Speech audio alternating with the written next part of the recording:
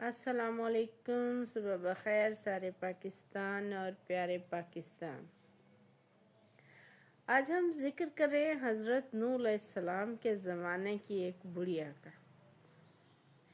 جب حضرت نوح علیہ السلام اپنی تنگ آ گئے اپنی قوم سے اور اللہ سے اس کا شکوہ کیا تو اللہ نے فرمایا کہ آپ ایک کشتی تیار کرنا شروع کر دیں، اور حضرت نوح علیہ السلام نے کشتی بنانا شروع کر دی۔ اور بعض جگہ میں نے پڑھا ہے کہ اس کشتی کو بننے میں 20 سال سے زائد کا عرصہ لگ گیا تھا،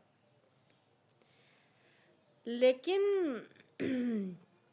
حضرت نوح نے جب کشتی بنانا شروع کی نا تو ایک بڑھیا اپنی پوٹلی باندھ کے آ جاتی ہے۔ حضرت نوح سے پوچھتی کہ کیا جانے کا وقت ہو گیا؟ تو حضرت نوح علیہ السلام کہتے کہ نہیں، ابھی کچھ دیر ہے۔ تو وہ بڑھیا جو ہے نا وہ بیٹھی رہتی، اور جب شام ہوتی تو واپس گھر چلی جاتی۔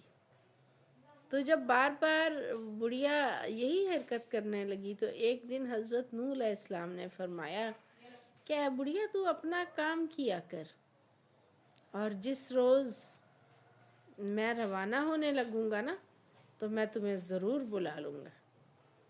اس روز کے بعد سے بڑھیا نے آنا چھوڑ دیا۔ وقت گزرا، کشتی تیار ہوئی، اللہ کے اذن سے، اللہ کے حکم سے جو ہے سیلاب آ گیا، اور حضرت نوح علیہ السلام نے جانوروں اور انسانوں کے جوڑے اس کشتی میں سوار کر لیے۔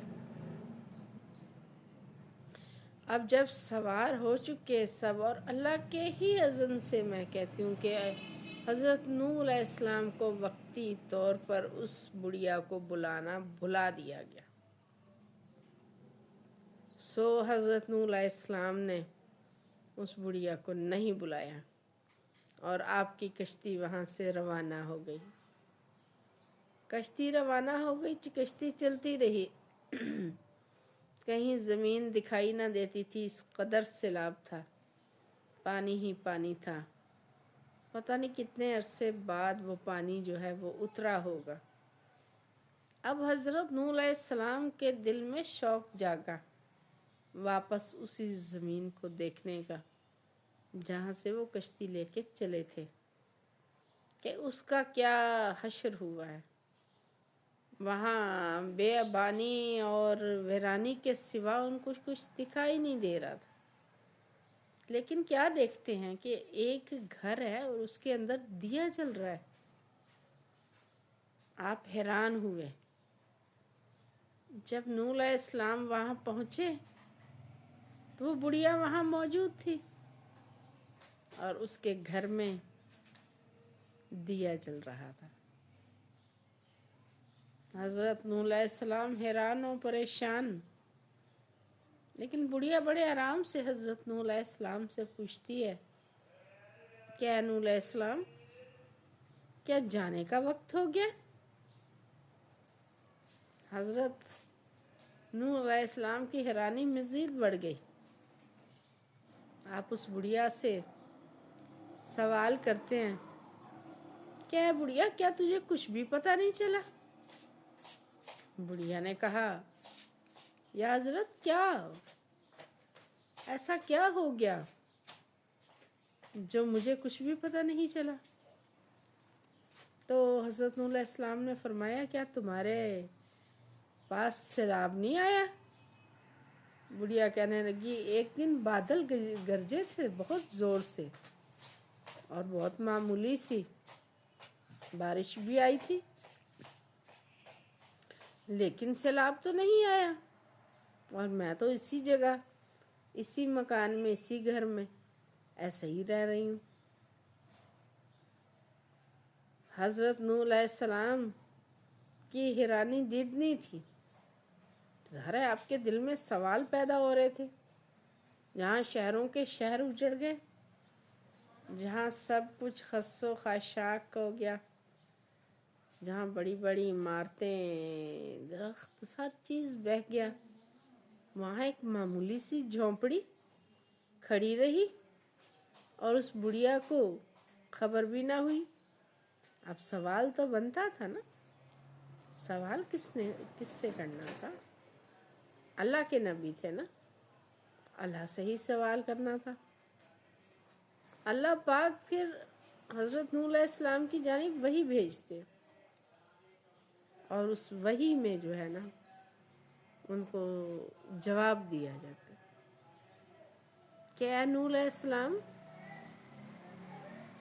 तूने इस बुढ़िया से वादा किया था ना कि जिस रोज़ तुम कश्ती लेके जाओगे तो इस कश्ती में इसको भी बिठा के ले जाओगे और इसको भी बचा लोगे।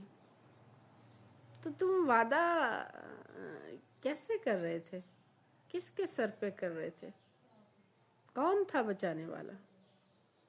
तो बेशक अल्लाह ही बेहतरीन मददगार है ना।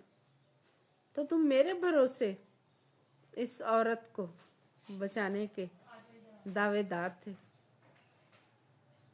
तो फिर जब तुम इसको भूल गए, लेकिन अल्लाह तो भूलने वालों में से नहीं है, तो ऐ नूह अलैहिस्सलाम, मैंने तेरे उस वादे की पासदारी की। मैंने इसकी झोंपड़ी के इर्द गिर्द उस सैलाब को पहुंचने ही नहीं दिया और मैंने इस बुढ़िया को खबर भी ना होने दी कि सैलाब आया है और इस तबाही का सैलाब आया है कि सब कुछ बहा के ले गया है। वो मैं ही था जिसने इसको बेखबर रखा और ये अपने हाल में मस्त उसी तरह जीती रही, खाती रही, पकाती रही और हज़रत नूह अलैहिस्सलाम का इंतज़ार करती रही।